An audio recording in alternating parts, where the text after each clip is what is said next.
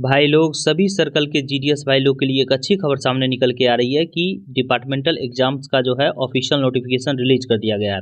आप लोग यहाँ पे देख सकते हैं कि 12 जुलाई 2024 को इशू किया गया है जम्मू कश्मीर सर्कल के सीपीएमजी के द्वारा। इसी प्रकार से जो है सभी सर्कल के सीपीएमजी के द्वारा 1 से 2 दिनों में जो है ऑफिशियल नोटिफिकेशन रिलीज कर दिया जाएगा और सेम शेड्यूल रहेगा। जिस प्रकार से जम्मू कश्मीर सर्कल के जो है सीपीएमजी के द्वारा इस प्रकार से शेड्यूल बनाया गया, उसी प्रकार से सभी सर्कल का सेम शेड्यूल है और सेम डेट को ही एग्जाम होगा। पूरी तरह से एकदम सेम टू सेम है। सिर्फ नोटिफिकेशन नहीं रिलीज किया गया है अभी बहुत सारे सर्कल में, तो जो है 1 से 2 दिन में जो है ये नोटिफिकेशन रिलीज हो जाएगा। तो आपको जान लेना चाहिए कि क्या क्या एक्टिविटीज़ है, कैसे क्या करना है, हम आपको पूरी तरह से बताने जा रहे हैं। देखिए, डेट ऑफ नोटिफिकेशन जो है 12/7 को इशू हो गया है, अभी 1-2 दिन में अन्य सर्कलों में भी हो जाएगा।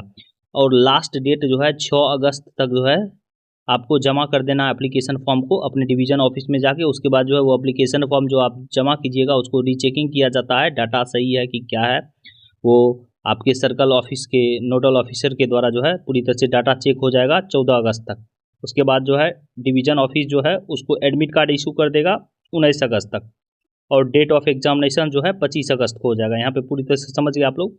अब देखिए, एक चीज़ और आपको जानना चाहिए। आपको पता है कि पेपर 1 होता है, पेपर 2, पेपर 3, पेपर 4 होता है। अब हम बता रहे हैं आपको, पेपर 1 जो है सिर्फ एमटीएस का है। जो सिर्फ एमटीएस का एग्ज़ाम में एलिजिबल्स हैं वो सिर्फ पेपर 1 देंगे। जो पोस्टमैन मेल गार्ड के लिए हैं वो पेपर 1, पेपर 2, पेपर 3 लगातार देंगे, एक ही साथ देना है। Paper 1, paper 2, paper 3। अब पेपर 3 जो है लैंग्वेज वाला था तो वो एमटीएस के लिए हट गया है, आपको पता है। लेकिन पोस्टमैन के लिए हटा नहीं है, उसका पेपर आपको देना पड़ेगा लैंग्वेज का, और वो क्वालिफाइंग नेचर का है, उससे जो है मेरिट नहीं बनेगा। मेरिट बनता है पेपर 1 और पेपर 2 से, पूरी तरह से समझ गए। और पेपर 4 जो है जब आप सब कुछ में क्वालिफाई कर जाइएगा, पेपर 1, पेपर 2, पेपर 3 में, तब जो है आप लास्ट वाले में जाइएगा, स्किल टेस्ट वाले में, कंप्यूटर बेस्ड जो है उसमें जो है स्किल टेस्ट में जाइएगा, तो उसमें जो है आप जो है सिर्फ उसको भी क्वालिफाई करना है। पेपर 1 और पेपर 2 से जो है पोस्टमैन मेल कार्ड का बनेगा मेरिट, और पेपर 1 से जो है एमटीएस का बनेगा।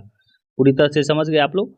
अब जी देखिए, हम आपको बताने जा रहे हैं कि एलिजिबिलिटी क्राइटेरिया क्या रखा है। एलिजिबिलिटी क्राइटेरिया में आपको पता ही है कि जो है 4 साल का कर दिया है, 1 साल लेस हो गया है पोस्टमैन मेल कार्ड के लिए। 1/1/2024 तक जो है आपका 4 साल जीडीएस के रूप में कार्य आपको कर देना चाहिए, और 50 वर्ष जो है आपका एज होना चाहिए। और रिलैक्सेशंस है, उसके बाद 50 वर्ष के बाद अगर एज एक्स्ट्रा हो जाता है तो उसमें रिलैक्सेशंस है। कुछ कुछ अपने यहाँ पे नोटिफिकेशन दे रखा है कि जो गवर्नमेंट के द्वारा जो है पूरी तरह से रिलैक्सेशन दिया गया है, उसको फॉलो किया जाएगा। यहाँ पे पूरी तरह से समझ गए, जनरल लोगों के लिए 50 वर्ष है, ठीक है। उसके बाद यहाँ पे क्वालिफिकेशंस क्या है, क्वालिफिकेशन 10th के पास होना चाहिए रिकॉग्नाइज्ड बोर्ड से। और यहाँ पे देख सकते हैं कि बी एंड सी एभव शैल नॉट बी इंसिस्ट, मतलब लोकल लैंग्वेज जो है पहले मांगता था कि 10th के मार्कशीट में होना चाहिए था, ऐसा कुछ भी नहीं है, उसके लिए पेपर हो जाता है। और skill test, data entry skill test का तो लास्ट में हो ही जाएगा, कोई इशू नहीं है, ठीक है। उसके बाद देखिए एमटीएस का जो है पहले 3 साल था, अब 2 साल इस वर्ष के लिए कर दिया गया है। और एमटीएस में जो है किसी भी प्रकार का कोई 10th का मार्कशीट से कोई मतलब नहीं है, एज लिमिट का कोई दिक्कत नहीं है, कुछ भी दिक्कत नहीं है, पूरी तरह से समझ गए आप लोग। और अब जो है हम आपको बताने जा रहे हैं कि और क्या है। अब देखिए, हम आपको प्रीफरेंस के रिगार्डिंग बताने जा रहे हैं कि जो जीडीएस, एमटीएस और पोस्टमैन दोनों के लिए एलिजिबल्स हैं, तो वो अपना जो है प्रीफरेंस चूज करेंगे, ठीक है। उनको जो है हम आपको बताएंगे कि किस प्रकार से आपको प्रेफरेंस चूज करना है। देखिए, ये फॉर्मेट है, यही फॉर्म जो है आपको फिल करके अपने डिवीजन ऑफिस में देना है। जो भी एमटीएस में एलिजिबल्स हैं, जो भी पोस्टमैन में, एमटीएस वाले 2 साल होना चाहिए 1/1/2024 तक, और पोस्टमैन मेल कार्ड वाले 4 साल का होना चाहिए। पूरी तरह से समझ गए आप लोग। अब देखिए यहाँ पे क्या लिखना है आपको, नाम, नेम ऑफ कंट्री, एक पिक्चर लगा देना है। यहाँ पे देख रहे हैं एफिक्स रिसेंट पासपोर्ट साइज, वहाँ पे एक अपना फोटो रिसेंट वाला। उसके बाद नेम ऑफ कैंडिडेट, अपना नाम, जेंडर अपना करना है, डिजाइनेशन बीपीएम एबीपीएम जो भी है, डेट ऑफ बर्थ अपना लिखना है। और उसके बाद जो है उसके साथ साथ जो है आप 10th का मार्कशीट का जो है सेल्फ अटेस्टेड करके लगा दीजिएगा मार्कशीट। कैटेगरी आपका जो भी है, UR SC ST OBC EWS, educational qualifications वो भी आपको लिखना है। अब क्या किए हैं, एजुकेशन क्वालिफिकेशन 10th है, 12th है, जो भी अपना है लिख देना है। ऑफिस वेयर प्रेजेंटली अटेस्ट, आप किस ऑफिस में अभी हैं, कौन से BO में हैं, वो लिखना है। Date from which continue in GDS engagement, कब आपने GDS के रूप में योगदान दिया, मतलब आपके रेगुलर ऑर्डर पे डेट लिखा रहेगा ना, रेगुलर एंगेजमेंट, वही डेट लिखना है, या प्रोविजनल के बाद जब आप चार्ज रिपोर्ट लिए होंगे तो वो डेट लिखना है, ठीक है। उसके बाद कितना सर्विस हुआ, कितना साल का आपका सर्विस है वो पूरी तरह से काउंट करके लिखना है। उसके बाद एज 1/1/2024 तक आपका एज कितना हो गया वो लिखना है। आप जो है आपके अंदर जो है आप PWD कैंडिडेट हैं तो यस लिखना है, पर्सन विद डिसेबिलिटी में यस, या नहीं तो नो, विकलांग नहीं है तो नो, ठीक है। अगर हैं तो उसमें क्या क्या आपका किस रूप से विकलांग हैं, OH, HHBH अदर, इस करके परसेंटेज ऑफ डिसेबिलिटी कितना कितना परसेंट आप विकलांग हैं। उसके बाद अगर आप APS में वर्क करते हैं तो यस, नहीं करते हैं तो नो, ठीक है।